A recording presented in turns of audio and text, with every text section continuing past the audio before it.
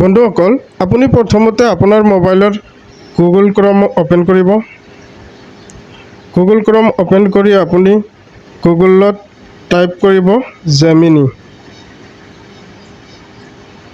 জেমিনিত type কৰি আপুনি এই ওপৰৰ যিটো লিংক আছে ইয়াতে আপুনি ক্লিক কৰিব, গুগল জেমিনি বুলি।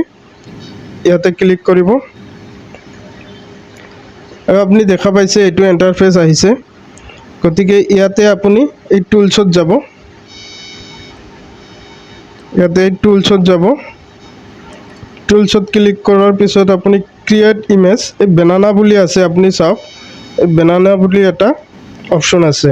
এইটো বেনানাৰ ছবি আছে, ক্ৰিয়েট ইমেজ, ইয়াতে ক্লিক কৰিব। ইয়াতে ক্লিক কৰাৰ পিছত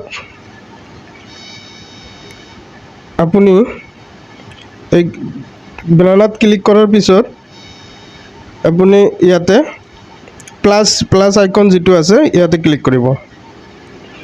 আপলোড ফাইলছ, ইয়াতে আপুনি আপোনাৰ ফটো যিটো 3D কৰিব সেইটো ফটো আপলোড কৰিব লাগিব। আপুনি ফাইলত গৈ আপোনাৰ যিটো ফাইল আছে তাতে গৈ আপুনি আপোনাৰ ফটোটো আপলোড কৰি দিব লাগিব, যিটো ফটো আপুনি 3D বনাব। আপোনালোকক দেখুৱাৰ কাৰণে মই মোৰ ভাতিজীৰ এটা ফটো ল'লোঁ। তো ফটো এটা লৈ আপোনালোকক দেখুৱাম কেনেকৈ কৰিব লাগে। বন্ধুসকল, ইয়াতে ডিছক্ৰাইব ইয়ৰ ইমেজ, ইয়াতে এটা প্ৰম্পট দিব লাগিব। আৰু প্ৰম্পটটো আপোনালোকে কেনেকৈ পাব?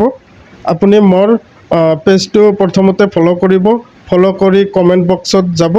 কমেণ্টত আপোনালোকে এই প্ৰম্পটটো পাব, তাতে মই দি দিম। ইয়াতে প্ৰম্পটটো আপুনি পেষ্ট কৰি দিব। তাৰ পৰা কপি কৰি আনি আপুনি ইয়াতে পেষ্ট কৰি দিব। পেষ্ট কৰাৰ পিছত ইয়াতে এটা চাওক, এইটো চিন আছে, কাৰ চিন, ইয়াতে ক্লিক কৰিব। ইয়াতে ক্লিক কৰাৰ পিছত জাষ্ট এ ছেকেণ্ড এইটো অপশ্যন আহিছে, আপুনি অলপ ৱেইট কৰিব লাগিব।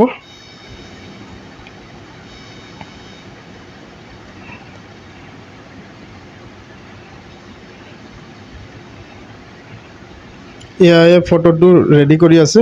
এইটো চাওক কিমান ধুনীয়াকৈ ফটোটো মোক তেওঁলোকে দি দিলে। এতিয়া আপুনি ফটোৰ ওপৰত ক্লিক কৰিব লাগিব। ফটোৰ ওপৰত ক্লিক কৰাৰ পিছত আপুনি এতিয়া ফটোটো কেনেকৈ ডাউনলোড কৰিব আপুনি ইয়াতে চাব। ফটোৰ ওপৰত ক্লিক কৰাৰ পিছত আপুনি ইয়াতে চাব ডাউনলোড এটা অপশ্যন আছে, এইটো চাওক। ইয়াতে ডাউনলোড এটা অপশ্যন আছে, ডাউনলোডত ক্লিক কৰিব, আপুনি ফটোটো ডাউনলোড কৰি ল'ব পাৰিব। এইটো ফটোটো ডাউনলোড হৈ গ'ল, মোৰ গেলাৰীত ডাউনলোড হৈ ছেভ হৈ গ'ল। ফটোটো ডাউনলোড হোৱাৰ পিছত চাওক, গেলাৰীত যাব। গেলাৰীত গৈ আপুনি এইটো চাওক, এনেকৈ ফটোটো ডাউনলোড হৈ গ'ল। এইটো চাওক কিমান ধুনীয়াকৈ এয়াই মোক এখন 3D ইমেজ ক্ৰিয়েট কৰি দিছে। বন্ধুসকল, আপুনি ইচ্ছা কৰিলে এনেকৈ ফটো এখন এআইৰ যোগেদি ধুনীয়াকৈ বনাই আপুনি আপলোড দিব পাৰিব।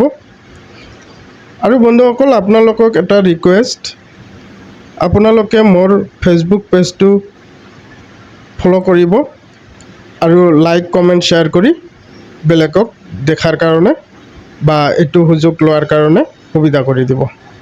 ধন্যবাদ।